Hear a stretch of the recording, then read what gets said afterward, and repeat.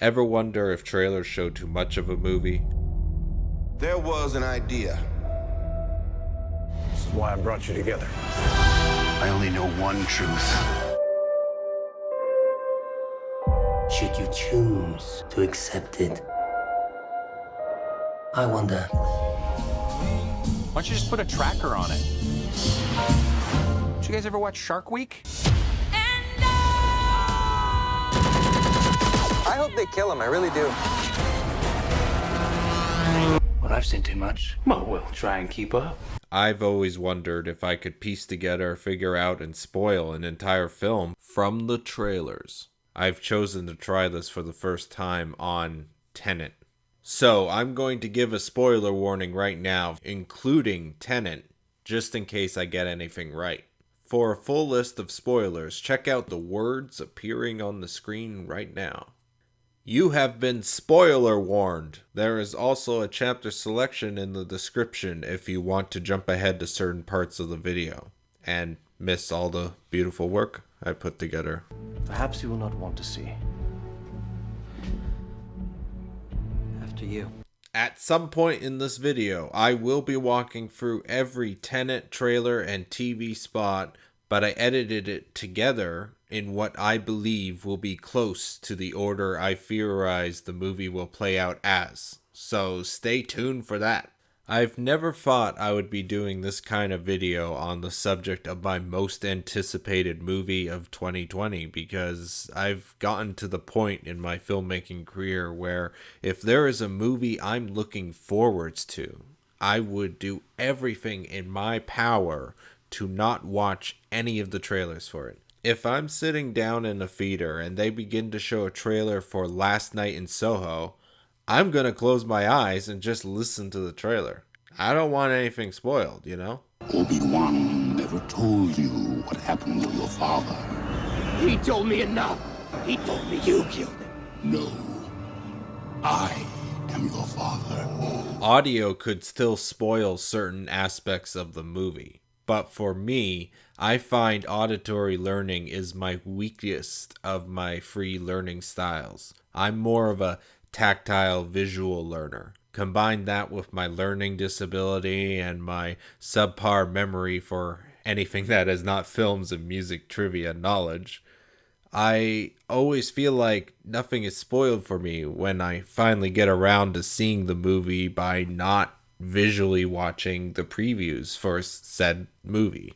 I did this for Infinity War and Endgame, and I found by not seeing the trailers, I always end up more blown away with the final product. I find some of the most biggest spoilers in the trailer usually always end up being locations and settings of certain scenes. For example, I have still not seen Alita Battle Angel, but I know from the trailers at some point in the film there is a big rollerball type event battle in an arena. So I would assume going into the film that for every scene that Alita is in, she would at least survive until the rollerball battle scene. If that scene ends up towards the end of the film, you know ahead of time it would eventually lead into that event. You're expecting it. You know it's going to happen at some point. It's a mild spoiler at the very least, unless that whole scene happens at the beginning of the film, which would be surprising if that is the case. Once again, I haven't seen the movie yet. What do you mean?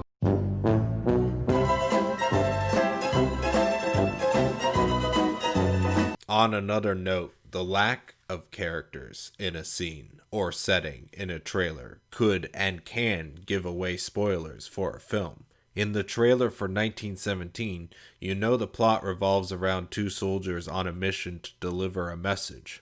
In the trailer, you see them receive the message and head off together, but then you end up seeing only one of them in certain settings. To be fair, the trailer is edited well enough that you'd think the two of them are there working together throughout the movie, but then the money shot of the trailer happens. Here's the money shot. It's such a long, epic shot, and it's the last thing you see in the 1917 trailer, so it's the one thing everyone who sees the trailer is going to remember. It looks like it's near the end of the movie, but there is only one of the main characters running through the chaos of the attack. That shot in the trailer spoils that they either got separated and lost, he got injured and couldn't carry on with the mission, he went AWOL, he got captured and is a prisoner of war, or that he got killed. If you have seen 1917 like me, you already know what happens. What I like is studios have really noticeably started altering trailers to hide or misdirect information. In the trailer for Thor Ragnarok, when you see Thor's hammer get destroyed, it's in an alleyway in a city. But if you see the movie, Thor's hammer does not get destroyed anywhere near a city. I love how they actually spent the budget to digitally make it look like Thor's hammer gets destroyed in another place to throw off comic book fans and audiences alike. They also edited Loki out of that scene too. That was probably the main reason why they altered it. Granted, trailers are put together before the film is finalized, so a lot of special effects are usually unfinished or thrown together for the trailer way before they are even close to the final locked cut of the film. Also, I should mention Justice League, just to generate more traffic for this video. I hope that Zack Snyder's cut of Justice League is as close to his original version of the movie he was originally making, and I hope he doesn't get different ideas and change things again and say the new changes is the original version he wanted. As a filmmaker myself who keeps trying to make my older videos work better, I know how hard it is to re-release an older piece of work without wanting to change or alter the original work. Getting back on track, this is where I quickly go through all the research that I've done in preparation of this video. I obviously started off by watching and collecting all the official teasers, trailers, TV spots, and special previews for Tenet. After I've gone through Tenet, I now have ideas of what to look for in everything else Christopher Nolan has done. With the way Christopher Nolan movies are usually told out of order or structured with the playing around of time as a story tool, it only made sense that my research is not done in chronological order. I started off with the Quay Brothers short film collection that Christopher Nolan's company Syncopy released, ending it with Quay, the documentary short by Christopher Nolan that he directed, produced, edited, and did the cinematography for. I watched Heat, restored version that featured a special feature of Christopher Nolan hosting the Q&A at the 2016 Academy of Motion Picture Arts and Sciences. I knew going into it that Heat was a major influence on Christopher Nolan's career and that he was a fan of the film. I watched Eric Skalsberg, apologize if I'm butchering your name. I watched his short films Near Winter and Close to Home. Then I watched the original 1997 Insomnia for the first time ever. I then watched the Criterion Collection bonus features to see if they mentioned Christopher Nolan's remake, which they did not. I then watched Insomnia, the 2002 remake. The main notes here is seeing what are the differences between the two films and try to isolate what was a Christopher Nolan change instead of a Hilary Say's change. She was the one who wrote Christopher Nolan's Insomnia remake screenplay. The comparisons between both the original and remake of Insomnia was cool, but I felt this had next to nothing to do with Tenet, so this section has been cut from this video to save time and effort. I watched all of Insomnia's special features, the deleted scene, and the scene-specific commentaries. Then I watched the film again, but with the director's commentary. I was shocked to learn they re-edited this film for the director's commentary in order of the days they shot the footage. I just want to say that commentary is amazing. You actually see the film in the production order of when they shot each scene, which is amazing, and I wish more commentaries would do something special like this. Then I tackled the Christopher Nolan Batman trilogy. It has been a while since I've seen Batman Begins. I'm reminded just how good this superhero movie is, and how well it holds up 15 years later. Remember, when this movie came out, this is 3 years before Iron Man and Christopher Nolan's sequel, The Dark Knight, started to pave the way for superhero movies to become the new standard for Hollywood blockbusters. Took quite a fall, didn't we, Master Bruce? And why do we fall, Bruce? So we can learn to pick ourselves up. Batman Begins reminded me of all the themes that ended up being pushed to the limit in The Dark Knight and cemented in The Dark Knight Rises. From just watching the first one, I remember just how good all three films worked with one another, and how Christopher Nolan's Batman trilogy is still considered one of the better trilogies in film history, even with its flaws. But then again, what movie doesn't have flaws? Sold. The man in the cold sweat. Then I watched the best film ever made, in my opinion, The Prestige. Then all the special features on that film. Then I watched my most favorite movie ever made, Inception. This is where the comments goes, if you were watching Christopher Nolan movies from least important to most important for Tenet, then why is Inception halfway through your research watch list? It's because I love this film so much. It's the film I am most familiar with. Plus, I wanted to really compare it with the next two films. Interstellar, then all the special features. Dunkirk, then all of those special features. Then I saved Following and Memento for last, because these are the two films I felt might help unlock the secret to Tenet. Plus, both films have a bonus chronological edit of those films. I was already well versed in Christopher Nolan's filmography before doing any research, but a lot of these special features, commentaries, and alternate edits I've never seen before. Plus, this video gives me an excuse to just watch Christopher Nolan movies. Any excuse to watch a Christopher Nolan movie is good in my book. Anyways, here is what I found going through Christopher Nolan's entire filmography before Tenet. Most of the time, within the first 10 minutes of a Nolan movie, we are shown clips from near the end of the movie, or clips from sections of the movie that normally would be considered spoiler territory. The police interrogation from Following, the forging of evidence in Insomnia, after the turn, but before the reveal of The Prestige. Cobb and Sato in a half-remembered dream recalling Inception. The documentary about what life on Earth was like from Interstellar. It's like Nolan always tries to plant the spoilers in your head that aren't really spoilers until you understand the context of those clips. It's all about context. Yeah, I was good.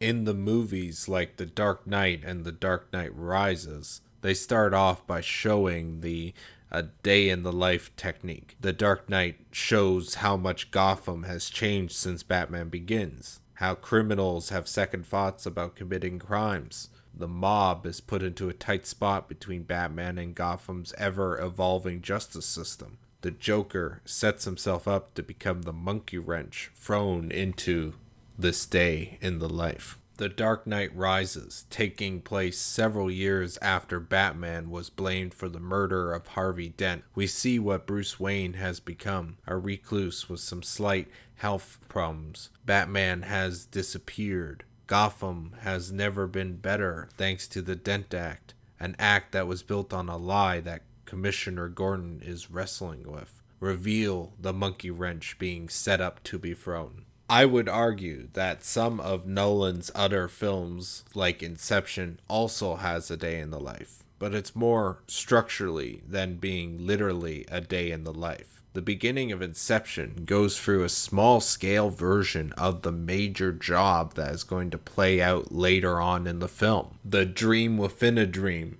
the effects of time in dreams, the different ways of kicks, how the more layers you go down in dreams, the more unstable they are, how research gets incorporated into mind heists, how the projections of the subject's subconscious works, how Mal can and will affect Cobb's jobs. This is all shown played out within the first 15 minutes. The audience is thrown immediately into the mechanics of Inception.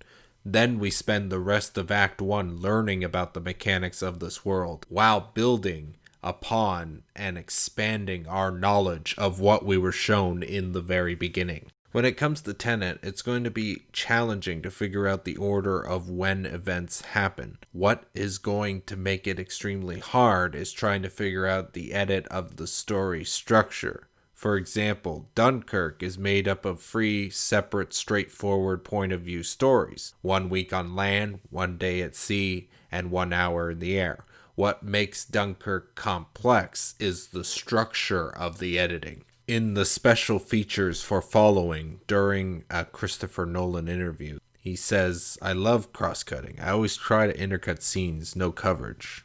It's the type of editing that makes multiple things appear to be happening at the same time, except in Dunkirk, you know it's not happening at the same time from the title cards and the overlaps of the different POVs. These overlaps are repeated throughout the film from different angles. You see the civilian ship sinking next to the oil spill from the point of view of the air. Later on in the film, you see it again from the sea. Then you finally see it from the point of view of the land, which you find out they are the ones that was in the boat slowly sinking out the sea. From Nolan's filmography, we can safely assume he could show us any scene at any part of the film. Will Tenet have something shown out of order in the beginning of the movie? And will that something tie together later on in the film or throughout? From what I've seen of the trailers, I don't think Tenet will be shown structurally out of order because of the mechanic of time inversion. But then again, when John David Washington was reading the script for Tenet, he kept flipping back and forth between the pages. So it's like, how structurally out of order is Tenet going to be? I don't know. But obviously, it would be easier for the audience to understand what's happening if Tenet had a more basic, straightforward structure than having specific things or moments play backwards while the movie only continues going forwards. Anything shown backwards is already going to look unnatural, and it would be a lot harder to process for the audience if the movie is intercut in the same way as, say, The Prestige or Dunkirk. Oh man, I could just imagine how complex Tenet could be if it was edited like that. Tenet is structurally one big guessing game. On top of that, we have to also figure out the plot. Is Tenet the sequel to Inception? As someone whose most favorite movie of all time is Inception, believe me when I say with 100% certainty that Tenet is not a sequel to Inception. Let's look at the evidence. Tenet's original release date was Friday, July 17th, 2020. The same opening weekend released as Inception 10 years prior, which was on Friday, July 16, 2010. That date holds special meaning to Inception this year. So what better way to celebrate the 10th anniversary than with the release of the surprise sequel? When Tenet got pushed back to the end of July, Warner Brothers decided to use Tenet's original release date as a test for theaters reopening with a re-release of Inception. Since Tenet has been pushed back again to August, does anyone know if the Inception re-release is still happening? The Cineplex showtimes looks like a wasteland for the rest of July. Also, when I rewatched Inception recently, there was a line that stuck out more than usual. Brain function in the dream will be about 20 times normal. When you enter a dream within that dream, the effect is compounded. It's 3 dreams, that's 10 hours times 20. Maths was never my strong subject. How much time is that? It's a week, the first level down. 6 months, the second level down, and the third level. It's 10 years. Who would want to be stuck in a dream for 10 years? Depends on the dream. If Cobb was still stuck in the limbo within a dream, within a dream, within a dream, with that sedation drug, he would be dreaming for 10 years, which is the same amount of time between the release of Inception and Tenet. Think about that. So hypothetically, let's say Tenet takes place 10 years after Inception, and the cast all makes an appearance. The cast would have all aged at least by 10 years. So, timeline-wise, that actually kind of works. And that would mean that Cobb has been stuck in limbo for 10 years. And maybe in the film they have to turn around and try and rescue him for some reason. We need to save him here and now. Yeah, this whole theory about Cobb being stuck in a dream for 10 years, and that's when Tenet picks up. That kind of flies out the window if you pay attention to the wedding ring. You need a small object, potentially heavy, something you can have on you all the time. That way when you look at your totem, you know beyond a doubt that you're not in someone else's dream. You got several major cast members with no names in International Movie Database. If Michael Caine's character turns out to be named Miles, or if he turns out to be a professor or teacher, that would be a direct connection to his character in Inception.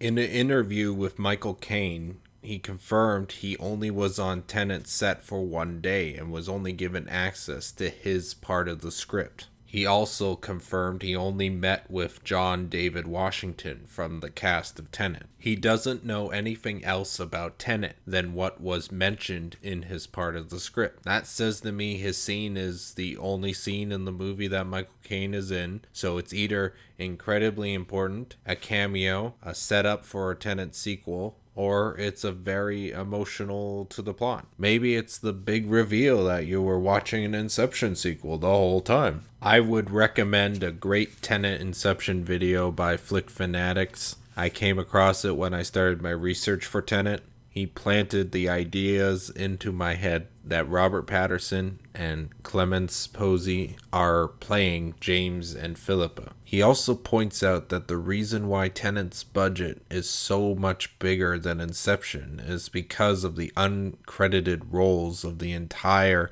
main cast of Inception appearing in Tenet, like how Christopher Nolan hid Matt Damon's casting in Interstellar. It's a great video, and I highly recommend watching it. If Tenet does take place many years after Inception, Robert Pattinson could be playing James, but my guess would be Elizabeth Debicki would be playing Philippa. Maybe the scene with Caine is near the end of the movie and Washington is telling him that his grandson, played by Patterson, got killed saving the world.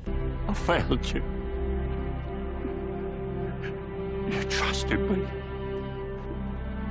And I failed you.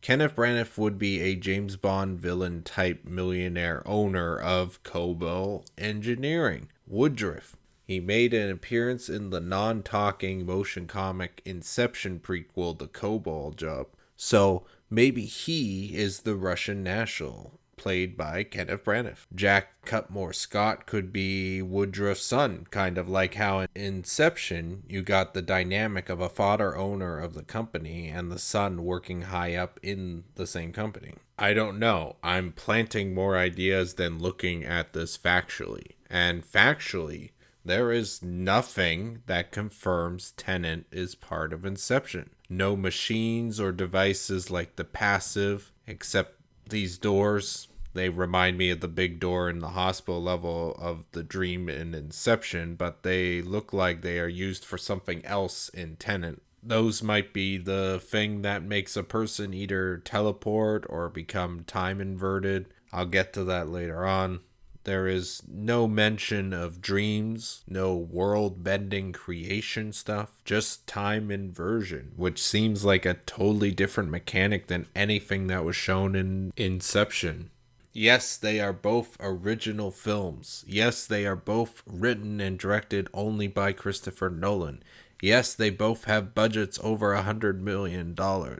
Yes, it feels like Tenet has created the same amount of hype and feeling as Inception did 10 years prior, but I think Christopher Nolan is using the hiding of information and speculation to make you think it's Inception, to get you more interested in seeing Tenet. When you go to see Tenet, Nolan knows you will be expecting Inception, but by the time you realize it's absolutely not Inception 2 Electric Boogaloo, he knows you will be so invested in Tenet you will not care it's not related to Inception. And I'm fine with that.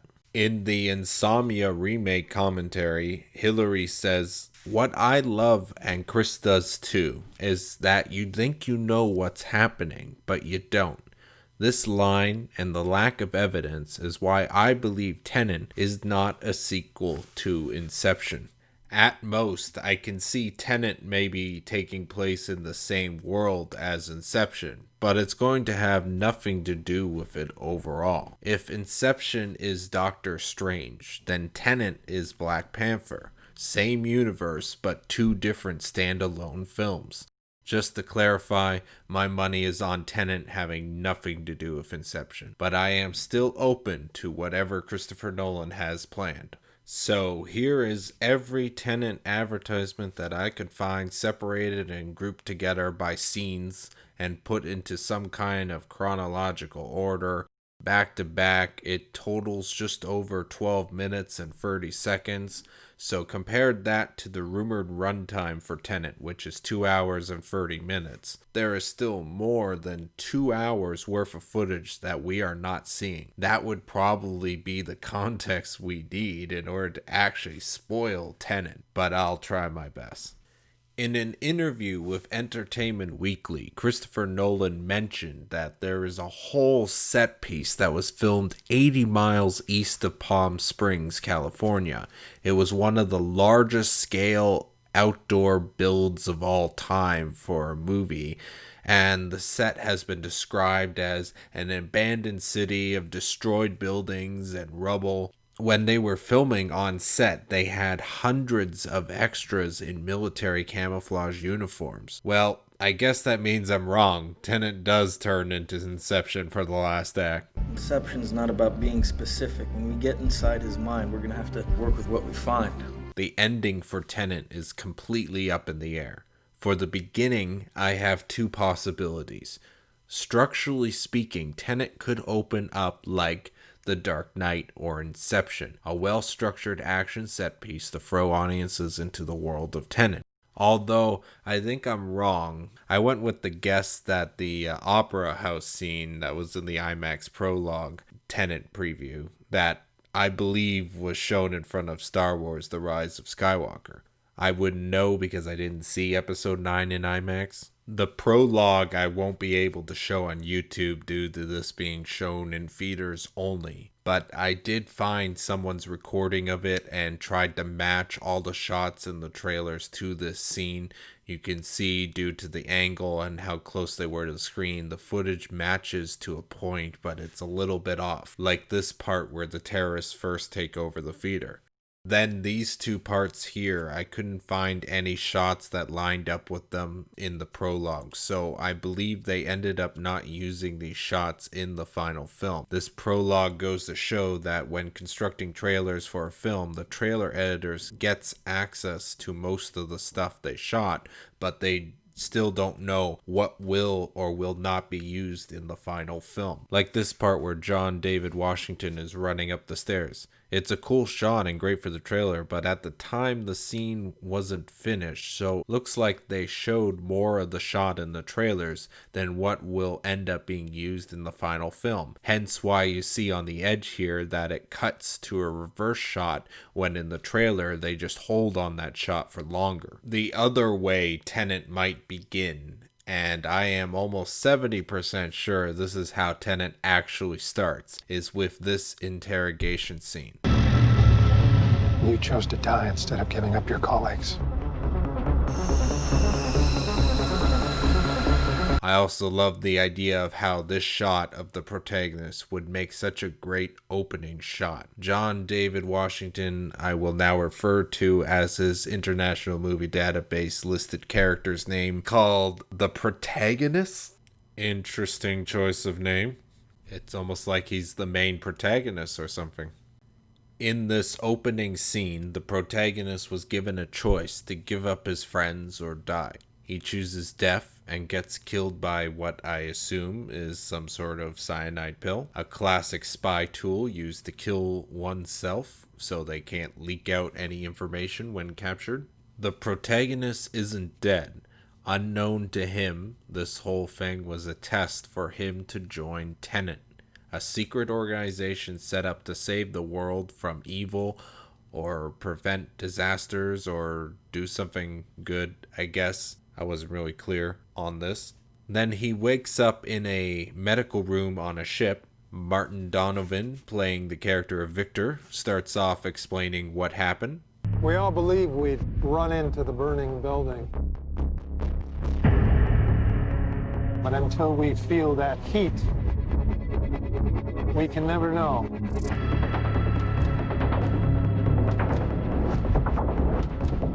You do. That test you passed? Not everybody does.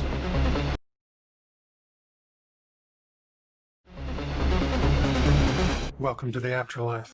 Just a reminder, Martin Donovan was in Christopher Nolan's remake of Insomnia, so I guess this kind of proves that Insomnia does not take place in the same universe as Tenet. Just saying. Welcome to the afterlife. That's why he said welcome to the afterlife, because the protagonist's death was faked.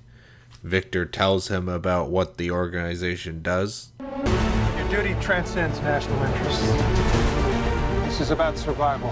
All I have for you is a word. Tenet. It'll open the right doors, some of the wrong ones too. Use it carefully.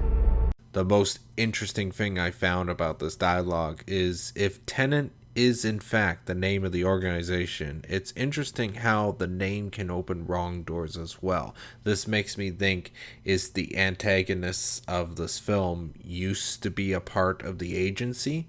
Did they have a falling out because their ideals clashed? So both sides used the name of the organization for and against themselves? That's interesting. I won't know for sure until Tenet is released, but that's what I'm going to assume.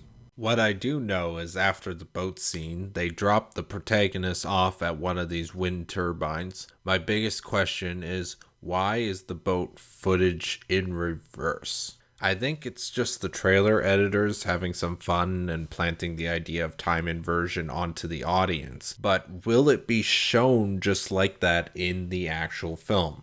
I came across a video done by Looper about Tenet, and one of their theories I thought was brilliant, but impossible. The idea that the title of the film represents the structure of the film. Tenet.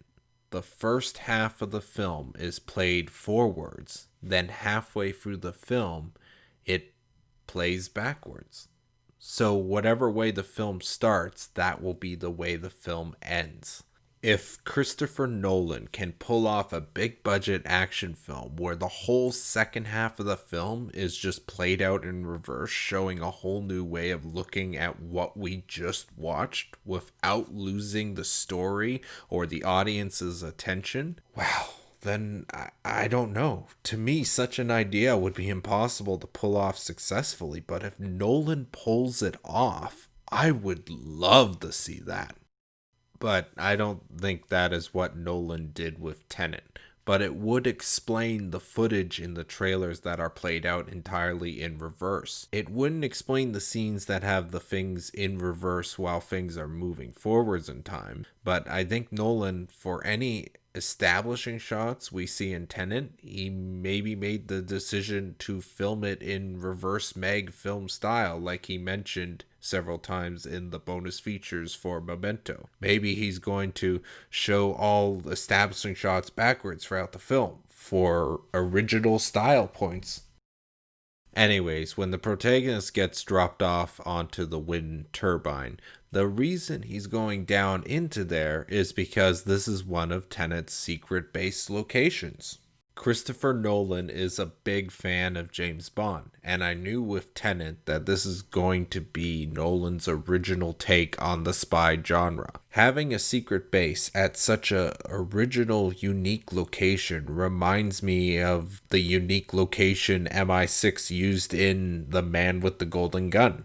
They used the real-life wreck of the RMS Queen Elizabeth, located in Hong Kong Harbor. I have an affinity for shipwrecks, so I remember this very distinctly. Actually, it's one of the few things I remember from the film, other than the golden gun and Christopher Lee's performance. Granted, the wind turbines are not as awesome as an actual shipwreck, but it does have the practicality and realism that we know Nolan strives for in all of his films. If you had a secret base, what could be more secret than inside one of like 100 identical looking turbines located in the middle of a lake or sea? If you watch all the special features to any of Nolan's films, it comes up again and again. Practical and realism. Inside the wind turbine secret base, this is where he meets Laura, played by Clemence Posey. This is where she introduces him and the audience to the idea of time inversion. Inversion. Aim it and pull the trigger. You're not shooting the bullet, you're catching it. Whoa. One of these bullets is like us, traveling forwards through time. The other one's going backwards. Can you tell which is which? How about now? Don't try to understand it. Feel it. Then she explains that somebody is manufacturing weapons and supplies in the future.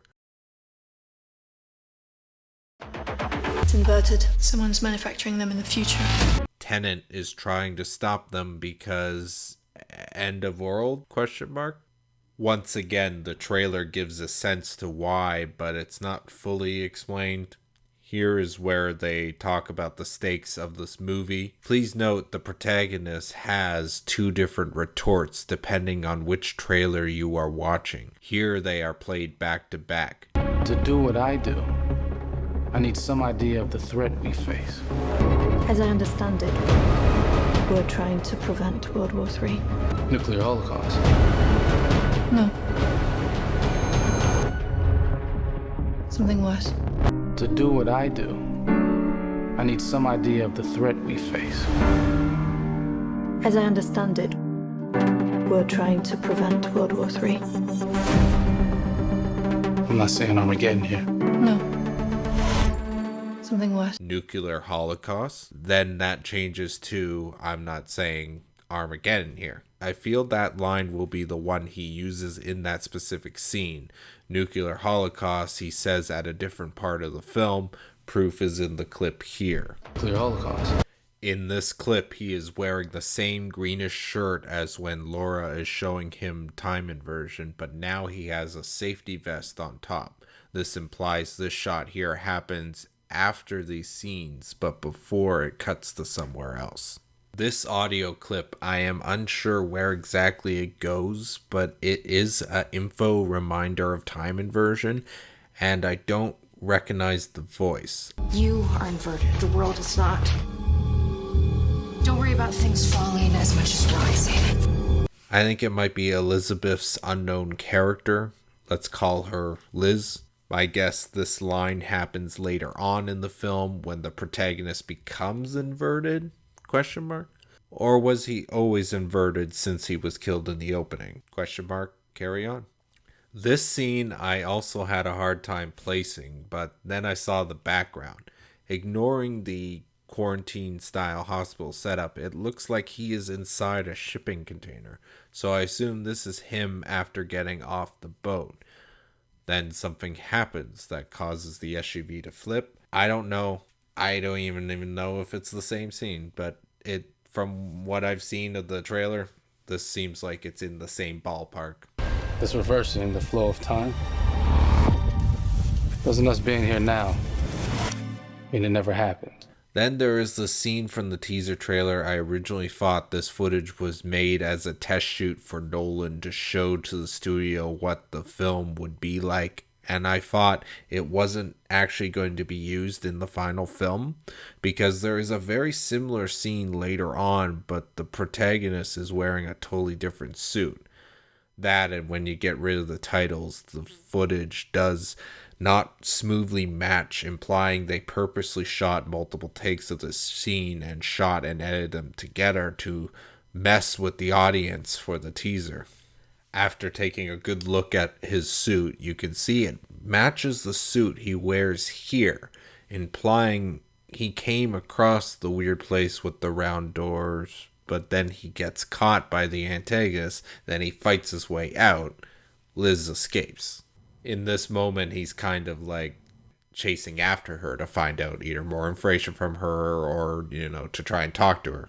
I think she is a double agent working undercover for Tenet. She has a son and she is married to the antagonist. She wasn't originally a double agent, but she discovers what her husband's evil plan is, but she doesn't really know who to turn to. She then learns about Tenet from the protagonist, trying to find out who is the one that's manufacturing these inverted weapons in the future. So when given the chance, I could see her trying to help the protagonist while trying to keep her cover. Because the protagonist in the scene saw her face and maybe heard her name, using Tenet database, I assume he then finds the connection between her and the Russian national.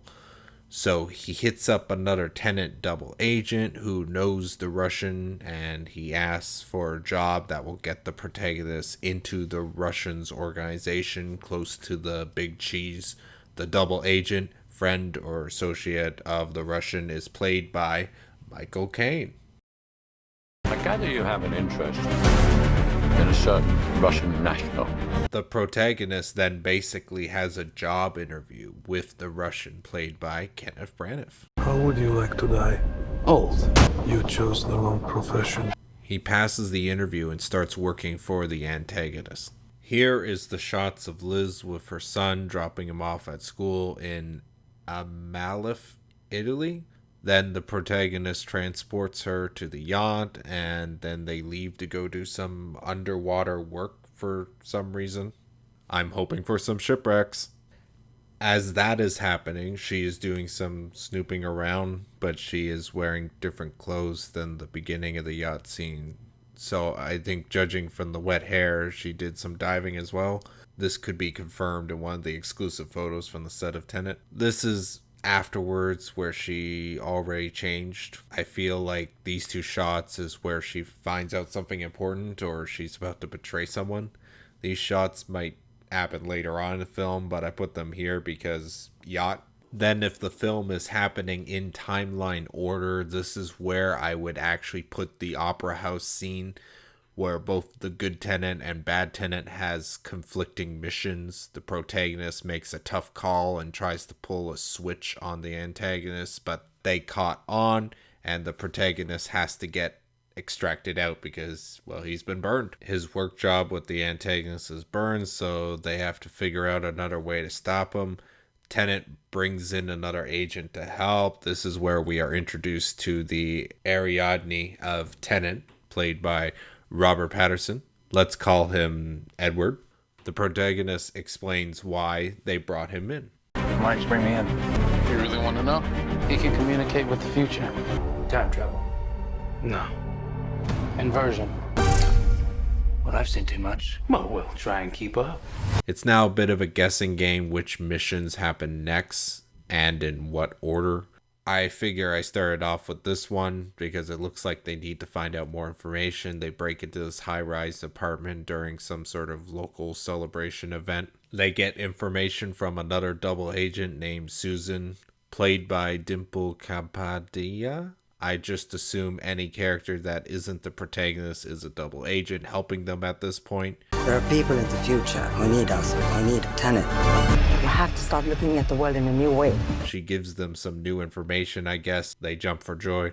With that new information, they investigate. They discover a split room with the weird round doors again, just like the one the protagonist found earlier. I think it could be the same one. I assume the doors is the machine that makes things inverted, like ammo or people, or maybe it teleports to another location, or maybe time travel. There's not enough evidence yet to confirm exactly what this area was built for yet, but it does appear throughout the trailers, so you know it's going to be important to this film. Another thing that is shown throughout the trailers is the oxygen masks. Because it's such a focal point throughout all the advertisements, I feel like whenever they themselves are inverted, they need the oxygen masks because health science reasons. That's my guess. Anyways, I tried to figure out the order of this fight scene. The problem is I am having a tough time with the parts that involve time inversion, but I think I captured the idea of what happens here. Sometime later, they are coming up with a plan to access a facility. They bring in more help, an agent named Ahmed, played by Himesh Patel. Edward then gets a big idea. Seems bold. Bold, I'm fine with. I thought you were gonna say nuts. You want to crash a plane? But not from the air. No, it's so dramatic. Well, how big a plane? That part is a little dramatic. They infiltrate the facility using time inversion and a giant-ass plane. At this point, the antagonist realizes that Liz has been helping good Tenet try to stop him. He then either kicks her, someone else, or the table. I can tell it's in the same scene by the clothing and the same room lights that are above him. But if he's kicking her, that means he's definitely a bad guy. Unless she secretly is a more bad guy, then that means justice? ? He then uses her to bait out the heroes. Here comes the big chase scene.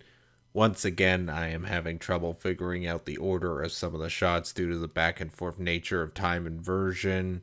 I didn't want to totally dismantle every little shot in this scene and try and put it together. So there is a lot of duplicated footage, but with a lot of slight minor differences, I guess, depending on which trailer they came from. I was able to figure out the ending of the chase, which is right here.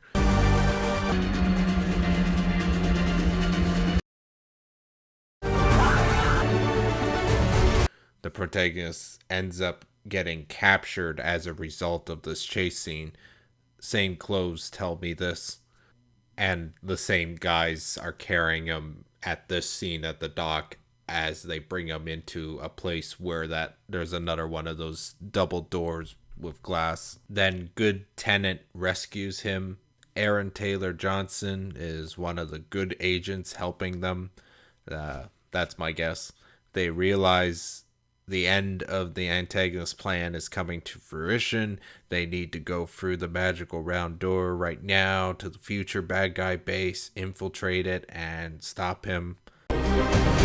We need to save him here and now. These shots here are literally the latest part in the film that we actually see in any of the trailers for Tenet. This is where our worlds collide. That is my guess, and I believe this is going to lead into the third act. This shot also actually kind of reminds me of the shot when Leonardo DiCaprio is in the hotel and he's facing the window just before they enter the third level of the dream. That's the sort of vibe I get with this shot. This is the start of the climactic ending for Tenet. This is where the largest outdoor set with destroyed buildings with the thousands of military camo guards are. Sounds epic. Can't wait to watch it. Looks like it won't be until next year at this rate. These two shots, I couldn't really figure out where they go, but they can almost fit anywhere in Tenet. So that's me spoiling Tenet. I hope you all enjoyed this very drastically different video from my normal output. I'm going to be making a good effort into making more scripted videos like this in the future. Let me know what you thought of this video in the comments.